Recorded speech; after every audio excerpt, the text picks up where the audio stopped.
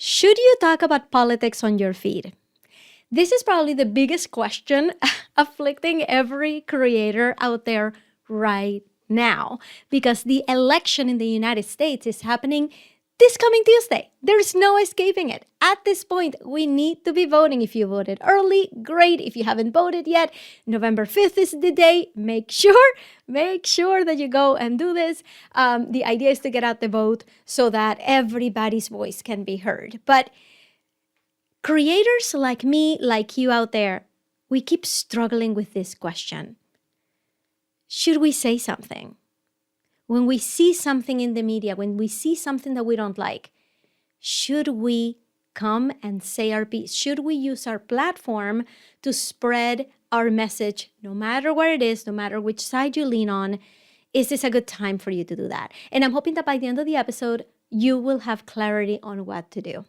Hi, my name is Coveney. I am a marketing strategist and business coach, and you are listening to the Superhumans podcast, where I interview the top, most successful people that we know out there, and we deconstruct their success. We humanize the super part of them being a superhuman. We really bring it down to earth so that you can get the ideas, the lessons, the examples that you need so that you can thrive in your life, no matter what you do, whether you own a business or whether you are working from home or working at a corporation. We all have really big dreams, and the people that we interview here are the people to follow, are the people who decided to break some mold and make something happen for themselves. So make sure to hit subscribe and follow so you don't miss any of those interviews.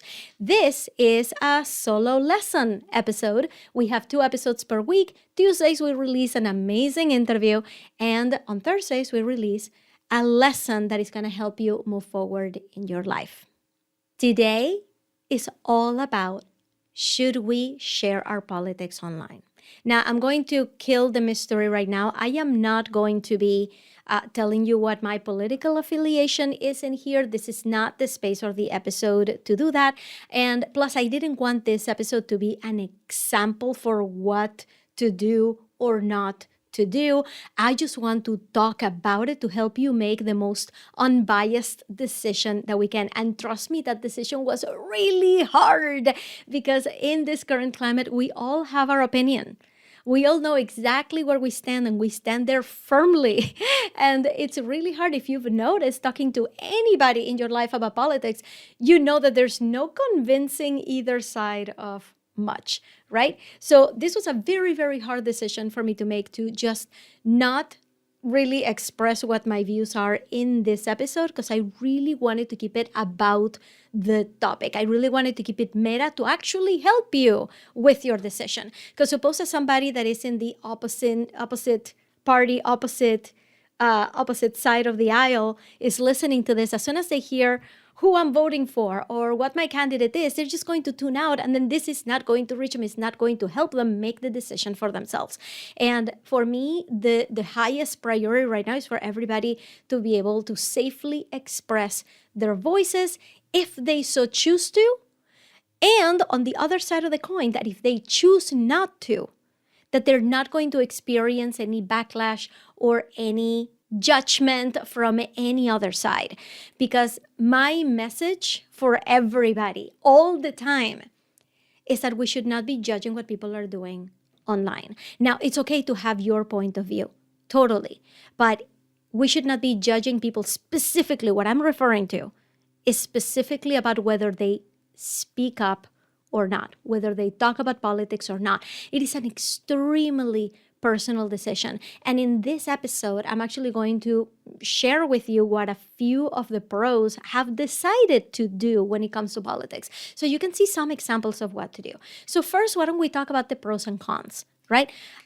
First, let's just put the fear on display, right? Let's put the fear on the table, that big elephant in the room on the table. What are you afraid of when it comes to sharing your political views? The first thing that's going to come to mind is, I'm going to lose followers, right? Now, I don't want to undermine anybody's reasons, but that's kind of like just the first layer of that onion. That's the first layer of the onion, because you're going to lose followers.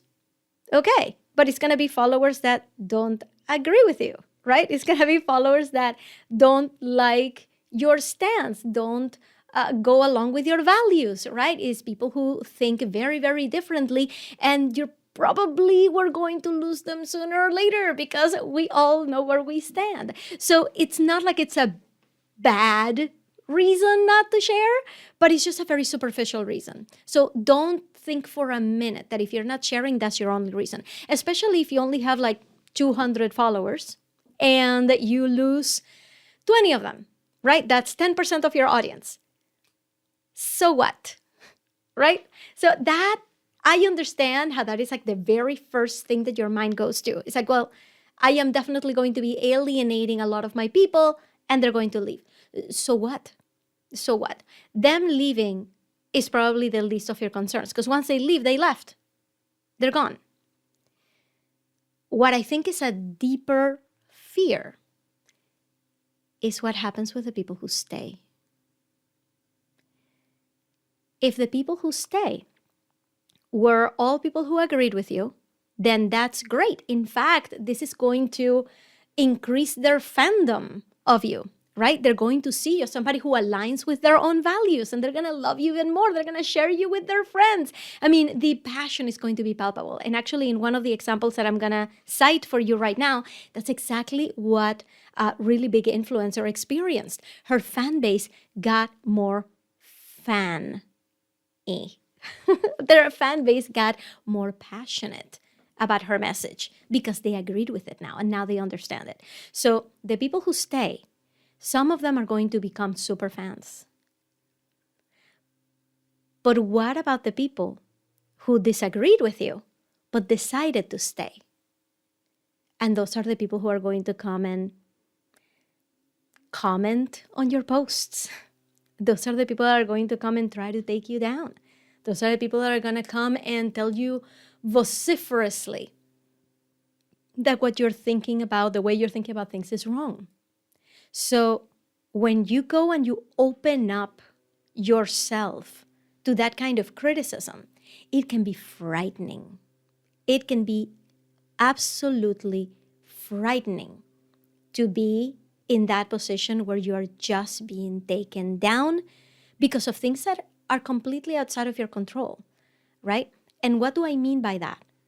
That this country, that the political climate has gotten so divisive, so divided, that even with our family members, if we have opposite views, we end up not even being able to talk about them without flaring up, without getting angry, without judging each other. I mean, the vitriol that has come out on the internet from one side to the other is unbelievable.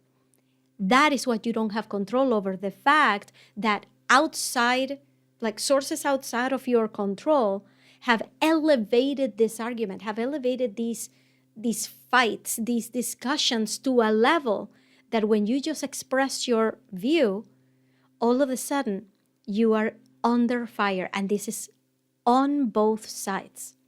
On both sides of the aisle, everybody's experiencing this. Everybody being put on, like in on the stovetop, on fire. So I don't think that you are really afraid of losing followers. I think you are afraid of what would happen with the people who disagree with you and decide to stay. And that is a very, very valid concern. I remember when Marie Forleo, she had a Facebook group back in the day, and in 2020, when George Floyd was killed by a member of the police and it incited the whole Black Lives Matter movement, Marie Forleo had a Facebook group at the time where conversations started to get really heated between people who were for Black Lives Matter, between people who were not so much, and conversations really, really just blew up in there. Marie Forleo's actions to try to calm down the rhetoric were less than ideal. And I am not gonna sit here and judge her. I have no idea what I would have done in her situation. I am sure she was in a very difficult position, completely unprecedented. She had never faced the Black Lives Matter movement before. This was huge. She had no idea what she was doing when she instructed her administrators to shut down those conversations. She was here thinking, hey, this is a business group. We're going to talk about business. So she shut down those conversations, which made an entire group of people angry because they felt they were being silenced. They were being censored. This was against the movement of Black Lives Matter. This was a movement that was helping people raise their voices when they felt so discriminated against for centuries. And now Marie Forleo was shutting them down? And the backlash on Marie Forleo was incredible. I believe to this day, I believe that she shut down that group. I feel like, or at least she had paused it for a while because it got so heated that she had to shut it down. I don't know what the status of that Facebook group is right now. But yeah, we are talking about real things that affect real people, conversations that affect us all greatly. We all truly believe in what we believe, all of us. So just to see somebody that is going against it, we have no control over how quickly those conversations can heat up and just blow up. So I wanted to share with you some examples of people who have spoken up and people who have not, so that you can kind of see what is the right thing to do for you. Because there is no right way to do this, and you're going to see that. There's no right way to do this. It's just whatever is in your heart and whatever is going to help you feel like you're doing what you need to do. Okay? So on one side, we have people who have decided to speak up. And by the way, when they speak up, they don't do it halfway. They really go all out. They say, if I am going to stand on this soapbox and express my views, I am going to defend those views. And one incredible example of this is Tori Dunlap. I'm going to put her link below. But Tori Dunlap is a financial coach, and I am going to read an article from KPBS. KPBS. I am actually not sure. I've never heard of KPBS. I think it's a local radio station. They wrote an article about influencers that decided to cover the Democratic National Convention. And Tori Dunlap was there, and she covered it. And this is what she said about it. Tori Dunlap runs the platform Her First 100K, which helps women learn how to invest and save their money, and has more than 4.5 million followers across social media platforms. And this is a quote. "We saw a hit to our follower counts when I started posting that we were attending the DNC and covering it, which honestly shocked me," Dunlap said, telling NPR she lost about 10,000 followers on Instagram, where she has about 2.1 million followers. "It felt very, very obvious maybe what my politics were or what they might be," she added, highlighting that her podcast and book are called The Financial Feminist. But Dunlap, who just turned 30, said the criticism didn't faze her. Instead, she was extremely moved to attend the convention. This is another quote. "Posts performed as well as our normal content, if not better," she said. "The photos of me just absolutely so excited and losing it, we're continuing to see a lot of love on these posts." But among that love, some of her followers expressed their disappointment with Dunlap's decision to attend. So she responded, "I'm so tired of watching everyone fight in the comments. Just because you vote for a candidate or party doesn't mean you like everything about them or their policies," she wrote in the comments. "I was honored to represent my platform and advocate for you all." So that is Tori Dunlap's story. Tori Dunlap decided to speak up. And if you go to her feed right now, she's constantly taking down the patriarchy, taking down anything on the other side of her beliefs that she really believes that people need to know. And she will completely stand on women's rights, and she will stand on financial freedom and just freedom for women in general. So for her, it was actually kind of obvious which party she would lean for. She even said so herself. She's like, I was really surprised that people would even leave. Did they not know already where I was leaning? But she found that her fan base got even more passionate, and people still comment on her post, trying to take her down, telling her, why are you doing this? Why is she talking about this? Blah, blah, blah. She doesn't care. So I really feel like this is something that you have to be prepared for. If you choose to share your politics, you got to be ready to stand up on that soapbox and defend your stance. And if you follow Tori Dunlap, she's on Instagram at her first 100K, you will see how she does it. And it's extremely fearless. If that's the way that you want to go, she will really inspire you to step into it with a lot of confidence. Somebody else who decided to kind of bring politics into her platform, but did not stand on a soapbox. So Tori Dunlap is one way to do it, right? To just basically open that box and say, this is what I stand for. And if you're following me, you probably believe the same things. But there is somebody else who decided to just open up a conversation. Somebody who does not want you to know whether she leans one way or another. She just really wants women's voices to be heard. And this is Alex Cooper. She has a podcast that apparently is the most popular podcast for women. It's called Call Her Daddy. I just found out about her because she was thrown into the national stage because she had Vice President Kamala Harris come and give an interview. And right before the episode, she gave a little bit of a disclaimer. So I want to show you how she did this in case this is the way that you want to go, in case you do want to discuss women's rights or, women's reproductive rights are on the table right now, right? If you want to be able to talk about that, but you don't necessarily want to share your politics, this is how she is doing it. So I'm going to read to you from an article by Newsweek.com. She said, or the article says, explaining why she decided to discuss politics, Cooper revealed she had been going back and forward.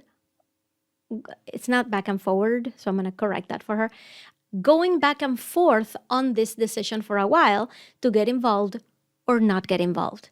She said, as you guys know, I do not usually discuss politics or have politicians on the show because I want Call Her Daddy to be a place that everyone feels comfortable tuning in.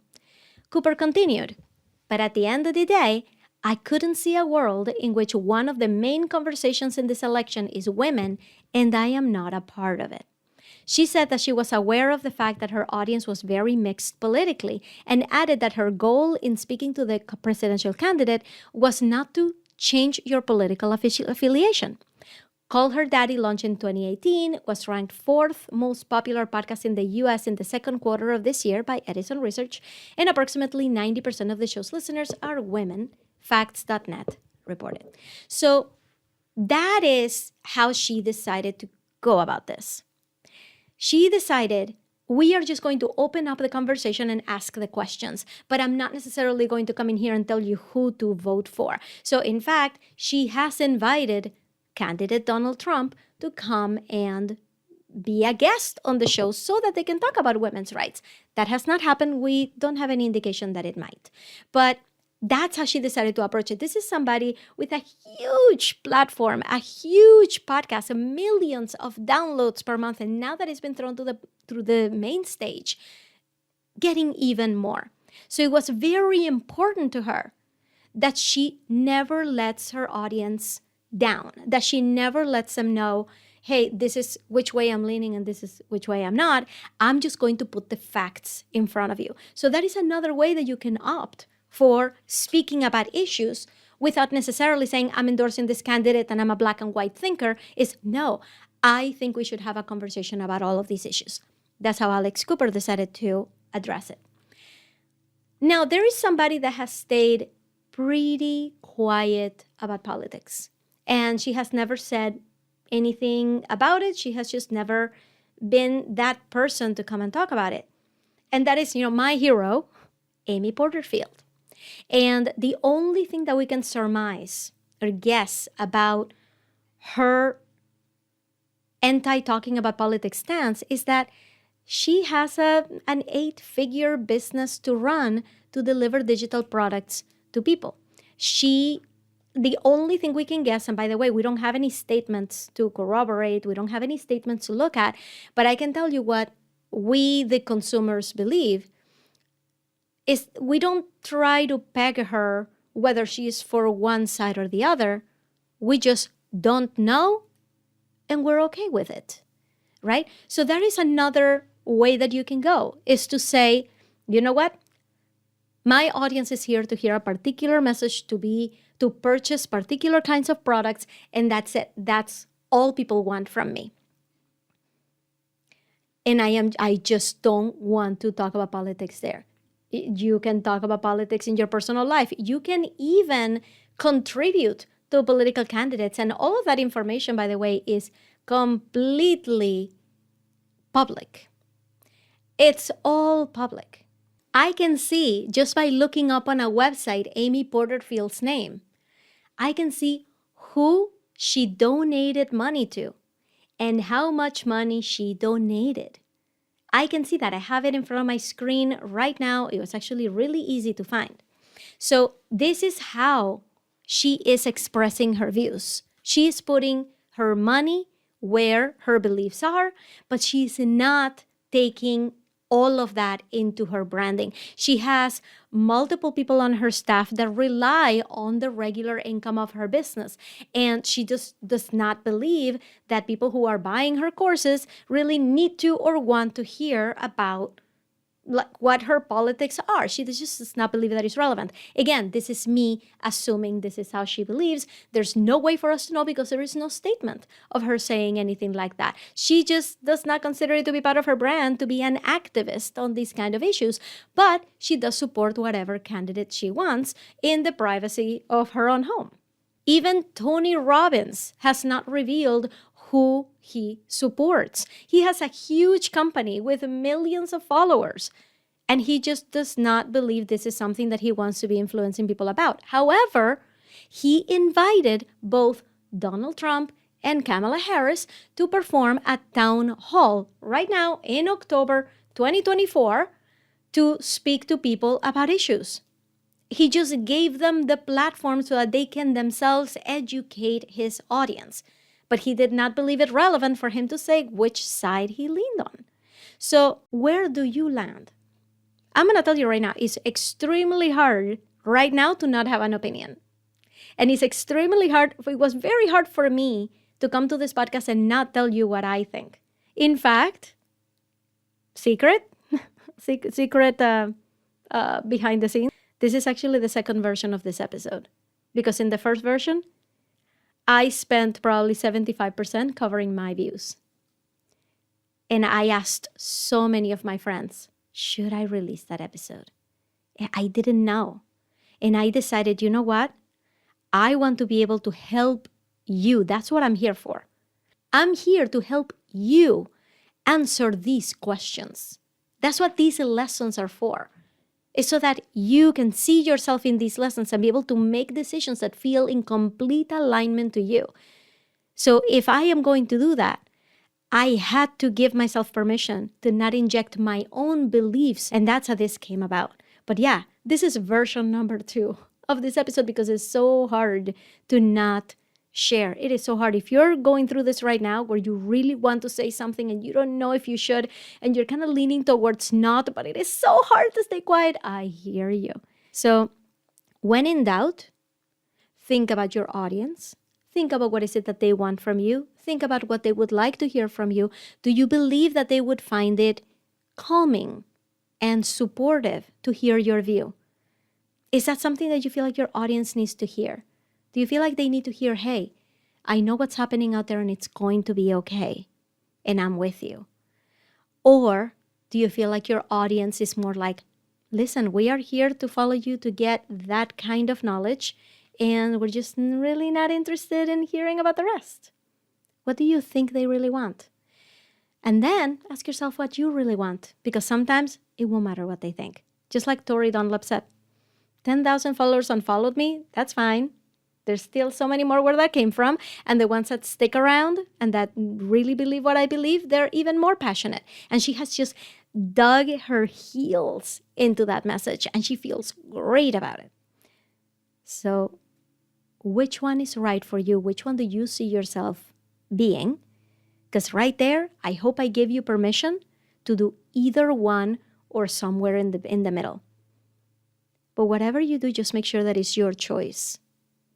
Don't feel pressured or bullied into speaking up if you're not ready, or staying quiet. Don't be bullied to stay quiet if all you want to do is scream from the rooftops what you really believe. All right? So whatever happens, I just want you to know I'm here with you, that we're all going through it. And I hope that you will make the right decision that feels great for you. But whatever you do, I want you to get up on Tuesday and go and cast your vote. I'll see you on the next one.